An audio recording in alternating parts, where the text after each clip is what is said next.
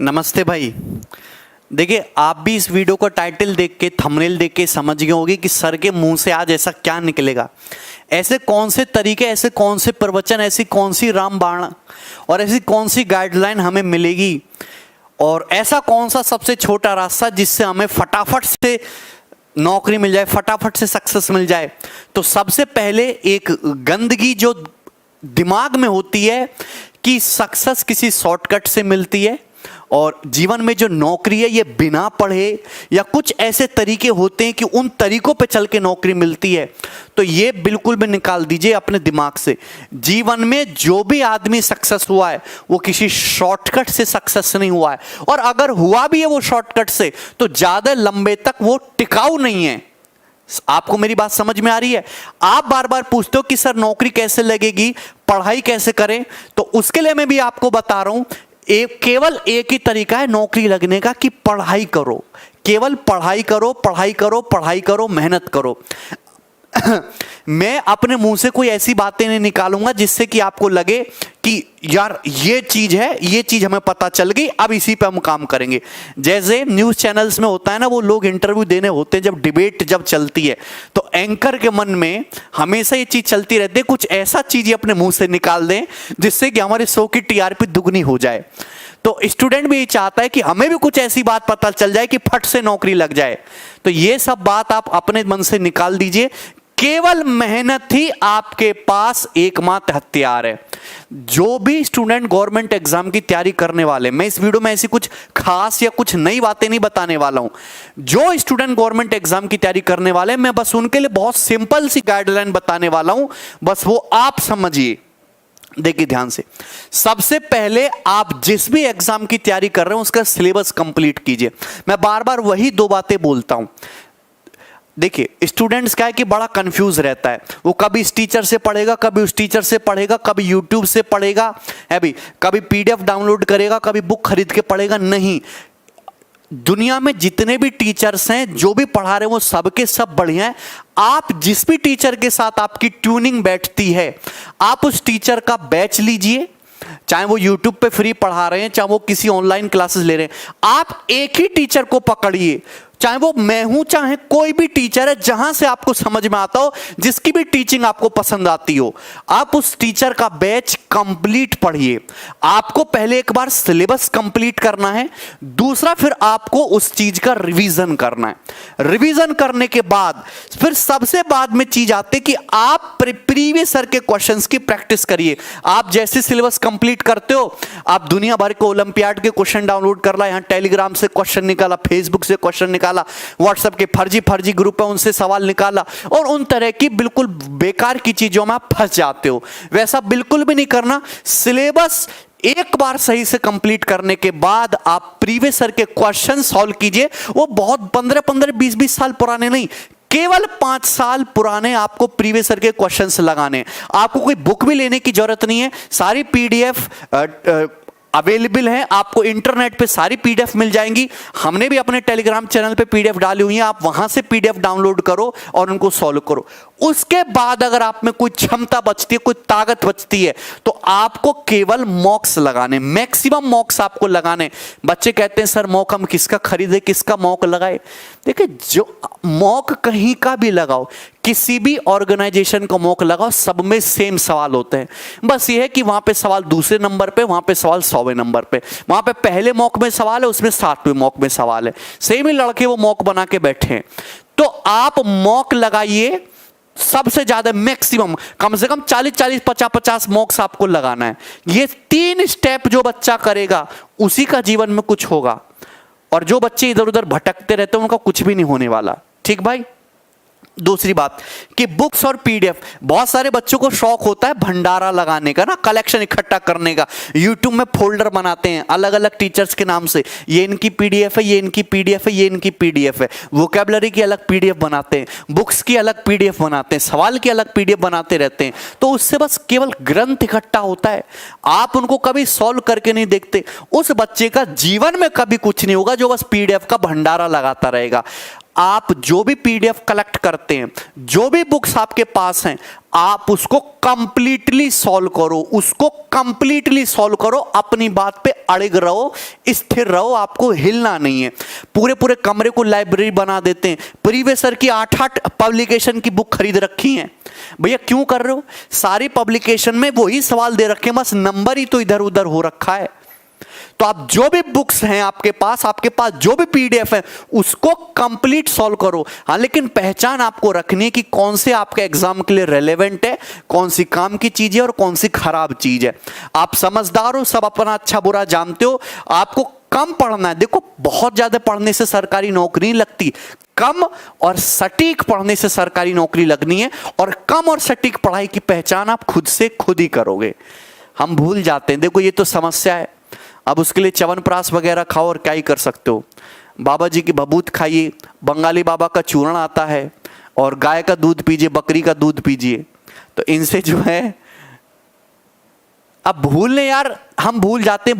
अरे किसी चीज को 40 बार पढ़ लो, आप किसी चीज को 40 बार पढ़ लो, आप कैसे भूल जाओगे मुझे बताना। एक बार 40 बार पढ़ लो। कोई स्टूडेंट, देखो सबका माइंड का सेट अलग अलग होता है। कोई स्टूडेंट एक बार में देख के उसको चीज समझ आती है, किसी को 5 बार पढ़ना पड़ता है। तो तुम उसको 40 बार पढ़ो ना, क्या फर्क पड़ता है। कोई 2 घंटे में उतनी पढ़ाई कर रहा है, तुम 20 घंटे में कर रहे हो, तो तुम 24 घंटे पढ़ो, पढ़ते रहो, पढ़ पढ़ के पगला जाओ। ठीक है भाई, चल। दूसरी बात, अपनी कैलकुलेशन स्पीड पे बहुत काम करना है। आज की जनरेशन की सबसे बड़ी समस्या बता रहा हूं, कैलकुलेशन। ये जो अंग्रेजी मीडियम जितने भी स्कूल खुल गए ना, बीडीएम, रियान इंटरनेशनल स्कूल, ये डीएवी वगैरह जो भी हैं, इनमें बस गाने बजाने, नौटंकी, डांस ही सिखाया जा रहा है, पहाड़े याद नहीं कराए जा रहे। तो आपको अपनी बेसिक कैलकुलेशन, जोड़ घटाना गुणा भाग, जितना आप मेंटली करोगे उतना ही आपके लिए फायदेमंद होगा। तो अपनी मेंटल कैलकुलेशन को स्ट्रांग करो। ठीक है, आप कम से भी कम आधा घंटा अपनी कैलकुलेशन के लिए डेली दीजिए। देखिए 2 चीज होते हैं, गणित में कैलकुलेशन और इंग्लिश में वोकैबुलरी। तो वोकैबुलरी के लिए चाहे तो आप न्यूज़पेपर पढ़ सकते हैं या फिर इंटरनेट पर कोई आर्टिकल पढ़ सकते हैं। वोकैबुलरी बहुत ज्यादा रट्टा मारने से भी स्ट्रांग नहीं होगी। वोकैबुलरी हमेशा आर्टिकल पढ़ने से या रीडिंग करने से ही स्ट्रांग होती है। तो वोकैबुलरी के लिए आपको डेली रीडिंग करनी है आधे घंटा, और कैलकुलेशन के लिए आपको आधे घंटा टाइम मिलकर निकाल के कैलकुलेशन करनी है। जस्ट रैंडम कुछ भी पिक कीजिए, सब्ट्रैक्शन, एडिशन, मल्टीप्लिकेशन, और इसको माइंड में या मिनिमम स्टेप में पेन पेपर पे करने की कोशिश करो। तो आपको खुद से ही करना है। दूसरी बात कि आप YouTube पे ट्रिक देख देख के, गुणा करने की ट्रिक, जोड़ने की ट्रिक, उन ट्रिक से आप कैलकुलेशन स्ट्रांग नहीं कर सकते। वो बहुत ज्यादा लॉन्ग टर्म वाली चीज नहीं है। आप डेली आधा घंटा प्रैक्टिस करके कैलकुलेशन स्ट्रांग कर सकते हो। डेली आधा घंटा मॉर्निंग में रीडिंग करके अपनी वोकैबुलरी को स्ट्रांग कर सकते हो। देखिए दूसरी बात, अगर मैं लास्ट 10 डेज की स्ट्रेटजी की बात कहूं, आप बहुत सारे एग्जाम होने वाले हैं। सीएचएसएल का पेपर होना है, सीजीएल मेंस होना है भाई, सीपीओ होना है, सीडीएस होना है, ये 4 एग्जाम, आरआरबी एनटीपीसी होना है, 5-6 एग्जाम तो लाइन से अगले 3 महीनों में। तो ये जो समय होता है ना एग्जाम से महीने भर पहले का, 10-12 दिन पहले का, ये बच्चे के लिए बहुत स्ट्रेस वाला होता है। इसमें केवल आपको प्रैक्टिस करनी है। माहौल भी बहुत ज्यादा आपका सही नहीं है, हेल्दी माहौल इन्वायरमेंट में नहीं है। लोगों से कम बातचीत करो, रिश्तेदारों से उन्हीं एलिमेंट से रिश्ता रखो जो आपको पॉजिटिव वे में मोटिवेट करते हैं। निगेटिव व्यक्तियों से आपको दूर रहना है। और लास्ट के 10 डेज में केवल आपको रिवीजन प्लस मॉक टेस्ट करना है। कुछ भी नया पढ़ने की कोशिश ना करें, केवल revision plus mock test. Current affair कैसे करें, मैं पहले आपको बता चुका हूं कि करंट अफेयर और वोकैबुलरी मॉर्निंग में आधे घंटे का समय बांध लीजिए। और कितनी बार बताएं, कैलकुलेशन के लिए भी दिन में आधे घंटे का एक स्लॉट बांध लीजिए। ठीक दोस्त, yes. Attempt maximum question attempt करने का क्या मतलब है कि जब भी आप मॉक टेस्ट देते हैं तो कोशिश ज्यादा से ज्यादा करिए। आप अगर ये सोचो कि 100 क्वेश्चन एग्जाम में आ रहे हैं कि मैं 55 क्वेश्चन सॉल्व अटेम्प्ट करके और सही अटेम्प्ट करके मैं नौकरी ले लूंगा, आज के जमाने में वो होने वाला नहीं है। आज का समय ऐसा है कि 80 नंबर से कम अटेम्प्ट में तो आपको कुछ होगा ही नहीं। ठीक है, वो क्वेश्चन एग्जाम के लेवल पे भी डिपेंड करता है। तो आप कोशिश ये करें कि पेपर में मैक्सिमम से मैक्सिमम क्वेश्चन अटेम्प्ट करके आएं। दूसरी बात कि आपके पढ़ने की स्पीड बहुत ज्यादा तेज हो। बहुत सारे बच्चों की समस्या होती है कि सर हमें आता तो बहुत कुछ था लेकिन हम पूरा पेपर पढ़ ही नहीं पाए। पूरा पेपर क्यों नहीं पढ़ पाए? क्योंकि आपकी स्पीड नहीं थी, आपने मॉक टेस्ट नहीं लगाए, आपने रिवीजन नहीं करा, आपने एक सवाल पे ज्यादा टाइम वेस्ट कर दिया। तो आपको पेपर कंप्लीट थॉरोली गो करना है एक बार और मैक्सिमम क्वेश्चंस अटेम्प्ट करने वाले हैं। मतलब आपको 80 क्वेश्चंस तो पेपर में मिनिमम अटेम्प्ट करना ही करना है, चाहे प्री का पेपर हो चाहे मेंस का पेपर हो, तब जाके फाइनल मेरिट में कुछ नाम बनेगा। ठीक दोस्त? अच्छा, जैसे सब ऑब्जेक्टिव टाइप पेपर होते हैं, आपके पास एक क्वेश्चन है उसमें 4 ऑप्शन है। आपको अगर ये लगता है कि ये दो ऑप्शन आंसर नहीं हो सकते और आपको दो ऑप्शन में डाउट है, तो आप तुक्का मार दो, रिस्क लेके जय माता दी करके तुक्का मार दीजिए। आपको नंबर ऑफ क्वेश्चंस का अटेम्प्ट ज्यादा रखना ही रखना है। अगर आप ऑप्शन एलिमिनेट कर सकते हो और आपको 50-50 भी चांसेस लग रहा है तो तुक्का मार दीजिए। मेरी बात आपको समझ में आ रही है? क्योंकि आप 60, 65, 70 क्वेश्चन अटेम्प्ट करके पेपर में बहुत अच्छा कर दो, ऐसा होने वाला नहीं है। 85, 80 से 90 के बीच में तो आपको मिनिमम क्वेश्चंस अटेम्प्ट करके ही आना है। आप मॉक टेस्ट देते हो तो कायदे से कोशिश ये करो कि मॉक टेस्ट में भी मोर देन 80 क्वेश्चंस आप अटेम्प्ट कर पाए ओवरऑल आपको मिला के, तभी जीवन में कुछ हो पाएगा। ठीक है? दूसरी बात कि अभी गवर्नमेंट की गाइडलाइन आई है कि जब आप एग्जाम देने जाओगे तो आपको मास्क पहन के जाना है, सैनिटाइजर लेके जाना है और वहां पे थोड़ी सोशल डिस्टेंसिंग रहेगी। बहुत सारे स्टूडेंट ऐसे जिन्हें मास्क लगाने की कोई आदत नहीं है और उन्होंने लगाया भी नहीं है, वो 6 महीने से अपने घर में ही है। तो आप कोशिश ये करो कि जब आप दिन में पढ़ाई करो तो 24 घंटे में से 1 घंटा आप मास्क लगा के पढ़ाई करो। मास्क लगाना कोई आसान काम नहीं है। मैं बाहर जाता हूं मास्क लगा के तो मास्क लगाने में घुटन होती है। बड़े बड़े भयंकर और स्टाइलिश मास्क भी आते हैं, ऐसे आते जो आपको कोरोना से तो बाद में बचाएगा, पहले तुम्हें सांस से मार देगा, ऑक्सीजन की कमी से मार देगा।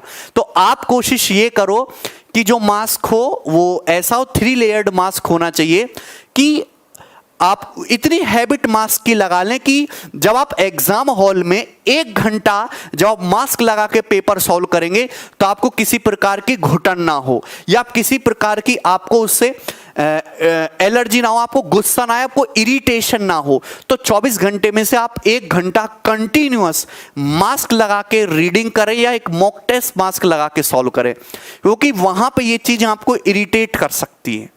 ठीक है? कोई दिक्कत इसमें? दूसरी बात, आप फिक्स योर स्टडी टाइम। देखिए, स्टडी टाइम तो आपको फिक्स करना ही है। जो भी स्टूडेंट है वो कम से कम 8 घंटे की नींद जरूर ले। 24 घंटे में से 8 घंटे की नींद होना मस्ट है। वो बिल्कुल गलत तरीका है कि एग्जाम टाइम आ रहा है अब हम 3-3 घंटे सोएंगे और 20-20 घंटा पढ़ेंगे, उससे कोई फायदा नहीं होता।